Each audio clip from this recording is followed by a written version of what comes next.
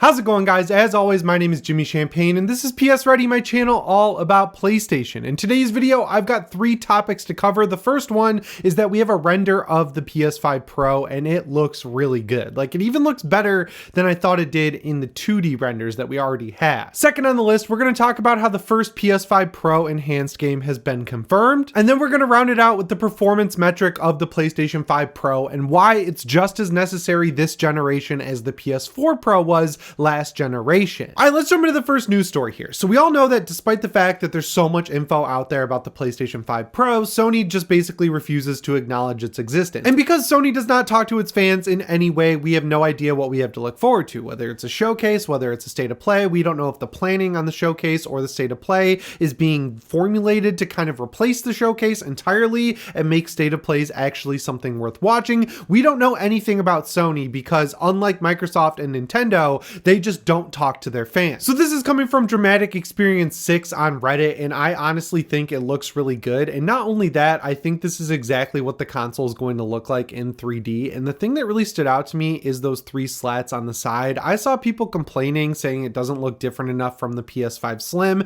It has to look like the PS5 Slim. They need to position this as something that's part of the PS5 generation and not a full-on next-gen console, because again, that's just setting themselves up for disappointment when they do eventually release the PS6. Like, at the end of the day, despite the power and performance increases that this thing is going to bring, they can't make it look all that different from the PlayStation 5 because it's part of the PlayStation 5 family. If they made it look like a completely new console, not only would that confuse people like the Wii and Wii U did back in the day, but it would also kind of just make people not really care about the regular PS5 anymore. And even though this is going to be the de facto powerful experience that you can get from the PlayStation ecosystem, I think the PS5 original version or the PS5 Slim that we have now, that's going to be the big moneymaker throughout the rest of the generation, mainly coming down to its price of $500 or $450 depending on which one you get. Like, they need to make sure that the regular PS5 stays competitive as well. So if they came out with this console that looks super futuristic and like totally different from anything we've seen this generation,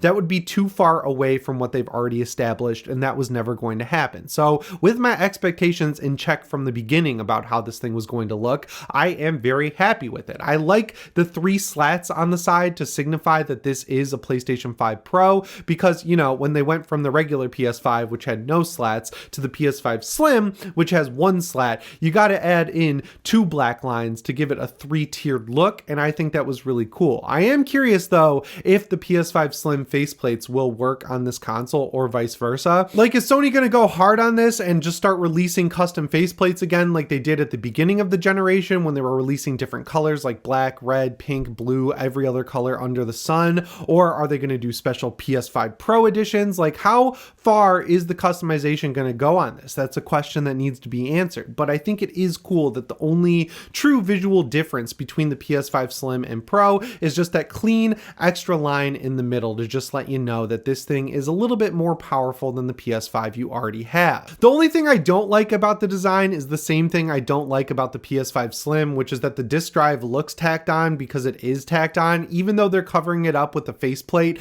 it still looks like it's an optional attachment, and I don't know if that's because I know it's an optional attachment or if it actually looks that way, but to my eye, it looks better to me without the disk drive, which is funny because I would never buy a console without a disk drive or without having access to a disk drive, because I do plan on buying the digital edition of the PS5 Pro and then just taking the disk drive out of my PS5 Slim and popping it on there, because my PS5 Slim is going to be an extra console for games I have digitally or games that I get on PS Plus. Like, I don't think I'm going to use it nearly as much as I do now once I have the Pro, because it's going to be hard to go back once I get that better performance. Anyway, that brings us to our second news story here, which is that the first PS5 Pro enhanced game has been confirmed. So if you're not familiar with the PS5 Pro enhanced badge, basically it's going to be very similar to the PS4 Pro enhanced badge, which is that if a game has a feature that is only accessible by the PlayStation 5 Pro, it'll get a little badge on its box art that says it's Pro enhanced, which is pretty cool. The criteria was revealed a long time ago by Tom Henderson over on Insider Gaming, and essentially what it boils down to is something like 4K 60 FPS that would get you the badge. If it has advanced ray tracing features, that would get you the badge. Basically anything that has to do with the performance of the game on this specific console, that's what's going to get you the badge on the box. So this game is one that we touched on in the last video. I didn't really go too deep into it though, so I figured it deserved its own topic. I'm talking about Death Stranding 2 on the beach. So this is all coming from Hideo Kojima's Twitter because, you know, he talks to his fans unlike Sony. He actually gets us hyped for his games by saying what he's working on once it's revealed. He gives us little inside looks into the development process, and right now,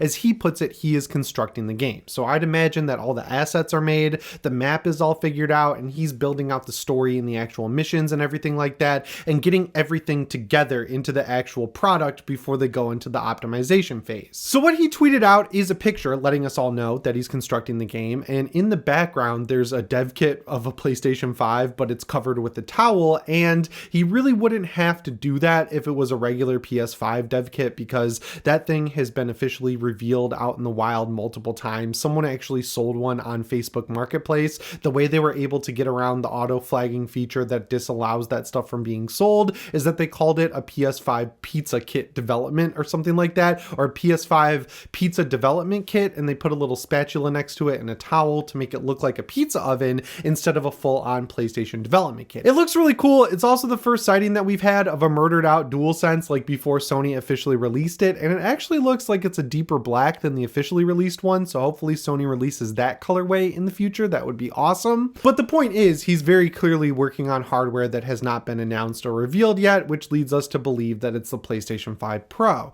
Now, the other example that I have to show that this is, of course, a PS5 Pro enhanced game that he's working on is the fact that it's now the other evidence that we have for Death Stranding 2 on the beach being a PS5 Pro enhanced game is the fact that it's going to show up at the Tokyo Game Show. So this is happening right at the end of September. I think it's on like September 26th that everything starts. This is one of the only confirmed first party games that are going to be there. So if Sony's going to announce the PS5 Pro before the event with games that are going to look and run better on the console, it's going to be pretty cool if they have games like Death Stranding 2 ready to show off, especially considering that Kojima Productions is located in Japan, which is where Tokyo Game Show takes place. So it'll be a little bit of a hometown pride situation for them to show off this game at the event. This is a prime candidate, I think, for PS5 Pro enhanced status because it's going to use the Decima engine, which is the in-house engine that Guerrilla Games developed. I really have a lot of experience with this engine just being a PS5 gamer, but also I've bought pretty much every game that uses it over on the PC, like Death Stranding and Death Stranding's Director's Cut, Horizon Zero Dawn, and Horizon Forbidden West. When this thing came out during the PS4 generation, it was a little bit rough, right? Like Horizon Zero Dawn looks good and runs pretty good, but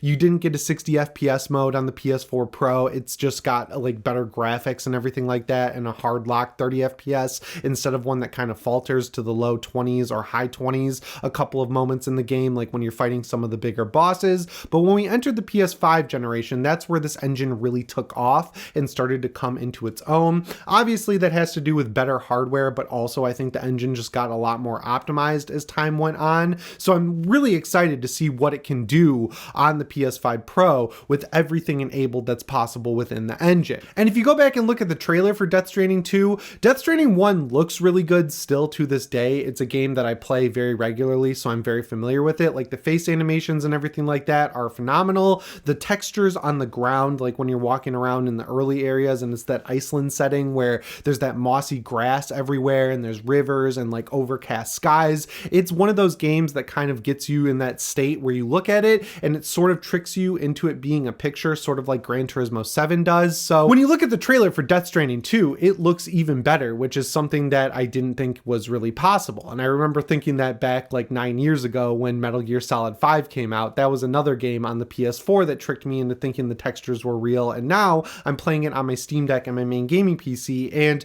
it definitely still holds up, but it really shows how far graphics have come in 9 years. When you go back to those games from like 2015 or 2016, they're a little bit more stylized and the graphics are still good, but you can really feel the realism a lot more these days. But yeah, I love Hideo Kojima. Metal Gear Solid is in my top 5 franchises of all time, and going back and playing Metal Gear Solid 5, not only is it kind of a bummer because like open world games haven't really advanced all that much since Metal Gear Solid 5, but it just shows how ahead of its time that game was, and I really wish more devs would play it and kind of pick out the little nuances that make that game work so well as an open world game. It's none of this bullshit filler that's in every other game game that you get these days where it's like walk from point A to B, talk to this person, go to a cave, kill a thing in the cave, come back to the person and get your little money. Metal Gear Solid does everything through gameplay. Like, there's not even really that many rewards outside of getting good soldiers for your base or finding rough diamonds that give you money to develop better weapons. Like, everything is in service of making the gameplay better, whereas with modern open world games, everything is in service of making them as long as possible, which I'd argue is the wrong direction to go in. Anyway, that brings us to the third news story of today's video, which is that we now have the PC GPU equivalent of what will be in the PS5 Pro, and it is actually very good. So this one's coming from Digital Foundry, who's like the go-to source for leaking all the hardware info that we need about any console out there, including the PlayStation 5 Pro, and what they have revealed is a couple of things that are really interesting. The first one is that the GPU in the PS5 Pro is basically going to be equivalent to the Radeon 7700 XT on PC. And I know that when you talk about PC, people get mad when you compare AMD to NVIDIA, but AMD's performance is nowhere near NVIDIA's. So while the 7700 XD is a really high-end card, it's not really going to get you to the same performance standard as something like a 4080 or 4090, or honestly, it'll get you kind of close to a 4070, but in most cases, if you go with the NVIDIA components, you're going to get better performance across the board, which is just a sad fact. But with all that being said, the 7700 XT is a great card, but I would temper your expectations when it comes to this card, because you'll see a lot of videos out there saying that it's a good 4K capable card, but what they don't say is that they're using DLSS. So if you're running the game at 4K with DLSS on, it's actually rendering at a much lower resolution, which makes sense because we know that the PS5 Pro is going to take advantage of PlayStation's super rendering, or whatever they're calling it, like PSSR, which is essentially their version of FSR or DLSS. So if they come out and say that this console is a 4K 60 console, obviously take it with a huge grain of salt, because if they're going to be running games at 4K 60, it's not actually running at 4K 60. It's running at a much lower internal resolution of like 1080p and then upscaling it to 4K, which will look good, but